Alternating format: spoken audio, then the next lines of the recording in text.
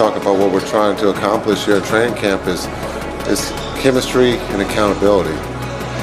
And I thought today was a great start in that chemistry and also the accountability, being held accountable. And it's going to take time to develop that chemistry. As much as we would like to be in a drink form in a bottle where everybody can take it and we would have it on day one, it's going to be the journey, the experiences, good or bad, in a sense when I say bad, losses. But I think the biggest thing is you can see today the energy. Everybody's excited, everybody was communicating, so chemistry is going to take time. We have a new staff and 2 new players that we brought on board, but I think Luka is right. Chemistry is something that's big and that the Mavs have always had in the past, and hopefully we can have it this season.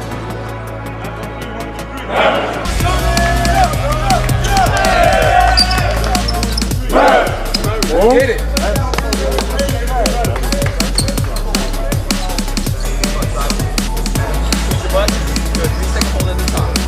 The 2021 season has begun for the Dallas Mavericks. Although it will be nearly a month until they can show off any offseason improvements in a regular season game, dues are being paid behind closed doors, and training camp is underway. Training camp has a different meaning for nearly every one of the 20 Dallas Mavericks currently on the roster. For the Mavs' two-way players Eugene Omoruyi and JaQuori McLaughlin, it's a chance to impress in front of both of their future bosses, Mavs head coach Jason Kidd and Texas Legends head coach George Gallinopoulos. First of all, I think it's just an incredible experience for them overall. Just to be a part of an NBA training camp for the first time in their young careers is something that they should take advantage of and they should be very grateful for, which they are, which is great, and they're playing extremely hard, and I think they are enjoying the moment. For Eugene Omoruyi, it's a bet on untapped potential. Eugene's a rare NBA player that didn't start playing basketball until high school. I started playing around when I first got the ball. I played soccer my whole life, and then just kind of played throughout the years, played on different travel ball teams, and then went to Rutgers for my university, and then went to Oregon my last year.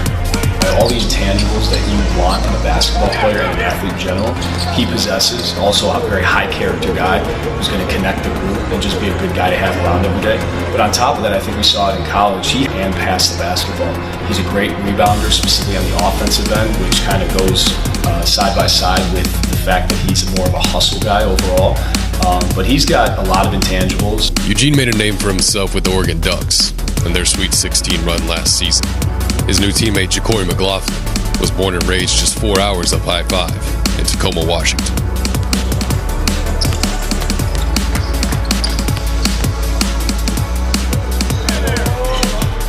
Yeah, from Tacoma, Washington, so a lot of great hoopers coming out of there. Guys like Isaiah Thomas, Yadi, Bradley, guys that inspired me growing up. So just having those guys around me, watching them do it, it really inspired me to do it. So just grateful and blessed to be with an organization like the Dallas Mavericks. And very welcoming people here, teammates, coaches, the whole staff. So it's been a great so far. I've learned that he's very coachable, and coachable doesn't just mean you got to be a yes sir, no sir guy. It means you are able to internalize and apply information almost immediately, and that's what JaQuori can do, and he does it really respectfully. He understands, and you don't have to tell him things twice. You tell him once, and he does it for the next workout and the workout after. So we're looking to really take advantage of that and apply that onto the court during these games, during the G League. Big ball handlers are worth their weight in gold in today's NBA. At 6'4", that's what separates McLaughlin from most NBA point guards. Yeah, so I think because of JaQuori's size, you can play him at multiple positions, and because of his ability to handle the ball, you can give him minutes at the 1 and at the point guard position. But yeah, his size along with his skill set allows us to take advantage of this, which is being around great players and great coaches, I want to learn as much as I can and be a sponge and just take notes every single day. But obviously when I'm on the floor, I want to compete and show what I can do as well. I'm trying to learn, try to soak it all up and just try to learn from the vets. Me just coming in here and learning is big, especially me being the rookie. So I'm just here locked in, doing whatever I can to help these guys get better and help myself get better.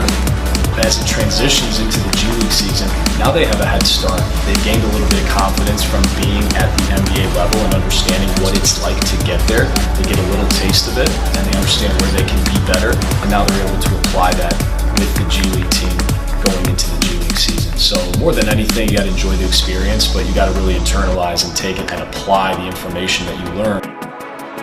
And another tough playoff elimination, back-to-back playoff eliminations for Dallas. You know, losing this first round, second consecutive year to the Clippers. Another year where they fought hard, had their chances. The series, they were up 2-0, winning the first 2 games on the road. A series they were up 3-2, but just couldn't finish it off.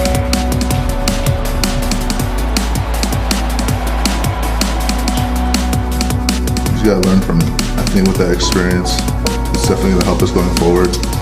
I truly believe we have a lot on this team. We have a lot of guys who are really critical to this team. With the experience that we've had the past 2 years, I think it's gonna go a long way.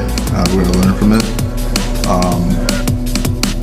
We have a bunch of hungry guys on this team, so I know that it's not gonna sit well with them all summer, and they're gonna come back hungry.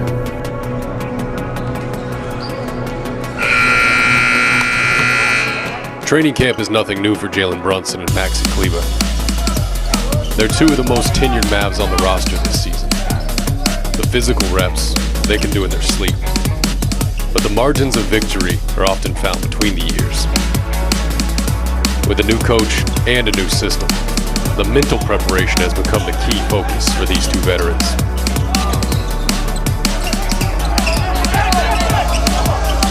It's different because the mindset had to be different too. You know, like the last years you kind of knew what to expect. You also knew what you have to do, what the plays are and all this, but it's a completely different style that we have right now. So everybody has to adapt, everybody has to learn it and understand it. And we do a lot of 5-on-0 stuff to understand what we have to do, and then we compete a lot, which we all like. You know, it's been great energy so far in the practice and really good steps ahead. You're really doing both. You're trying to get mentally prepared for a long year, road trips, long nights, fly in late nights to different cities, and the physicality part, just getting ready to be able to run up and down the court, take hits, and get ready for that game grind. So it's literally half and half. But the parts of training camp that can't be forced or hurried along are crucial as well. Chemistry and leadership are vital for any team trying to be the best at what they do. It can't be faked, and it has to happen fast. That responsibility falls to the veterans.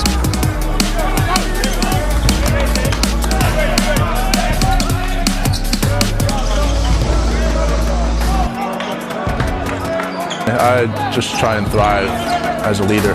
Even if I'm not the leader or the captain, people always have to take steps to have that leadership role.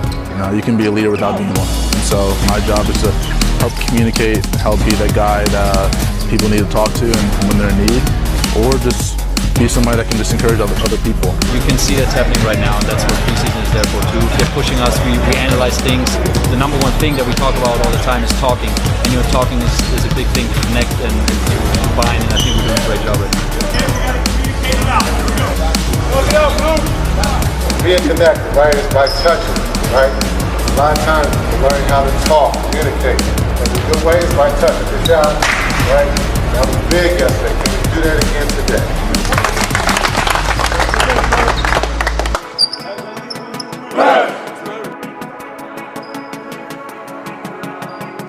Hey, fellas.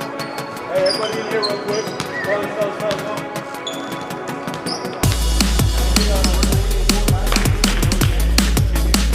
How you score points is if the ball hits the rim at all, if it hits twice, or it hits the ground. That's how you score points. So you have 3 hits to get it back to the other guy. Right? Opa! Right? Does that make sense? You have 3 hits. It cannot hit the rim at all at any point. It can't hit the rim and then go on there. 2 over there. 4 guys per team.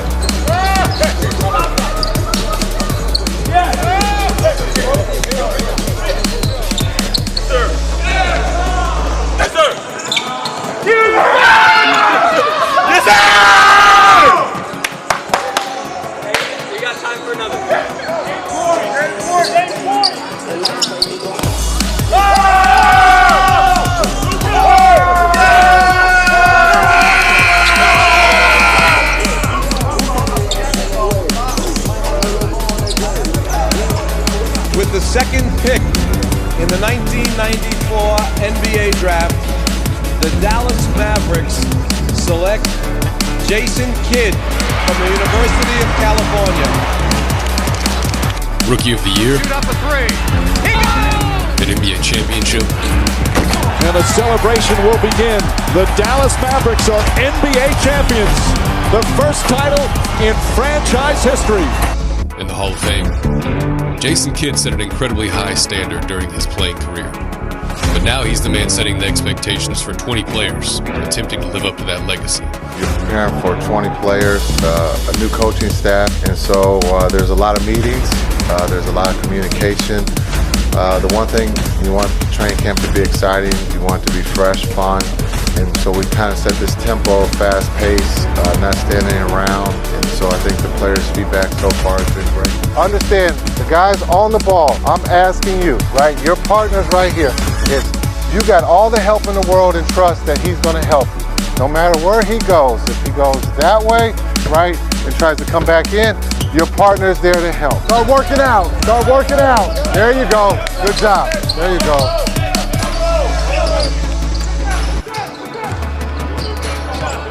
Oh. Great job. Great job. Good job. The sign of a true leader is that they never stop learning and always encourage feedback. Coach Kidd has armed himself with 2 assistant coaches that know what players want and need. Because they're still playing in Christy Tolliver's case, or because they're only a few months removed from hanging up their sneakers in Jared Dudley's case.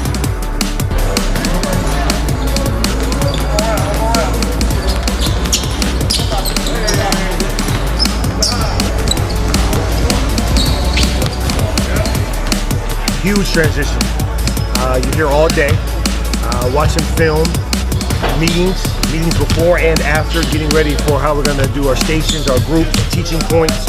After we watch some film of practice, what we need to incorporate for the following day. We want players we want to see together during the scrimmages. So, I mean, listen, we always knew coaches were valuable. You see how much video coordinators work their butt off, and you see assistant coaches of what they're trying to get done. And so it's been cool, man. It's different. At nighttime, I'm got the laptop breaking down film of what I want to show my players to try to slowly get them better before this first preseason game.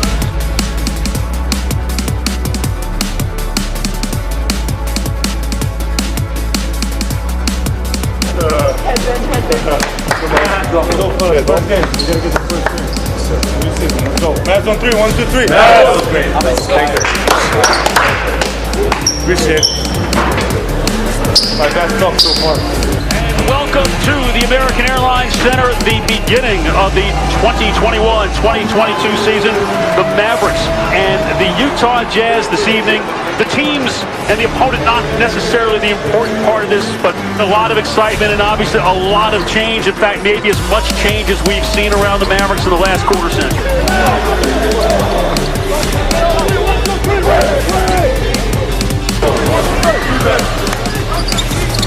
Back door!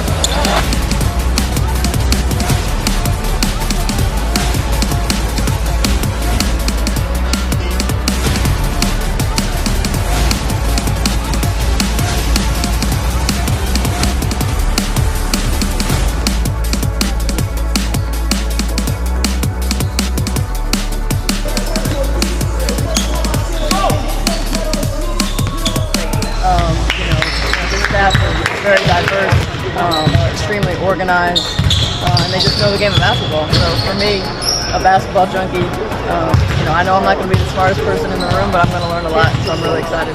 I haven't worked with Duds or Christy, and so when you talk about with those two, one just finishing his career and one still playing in Christy, and so it's exciting to have that information because it's fresh information of just being able to ask them as a player, what do you think?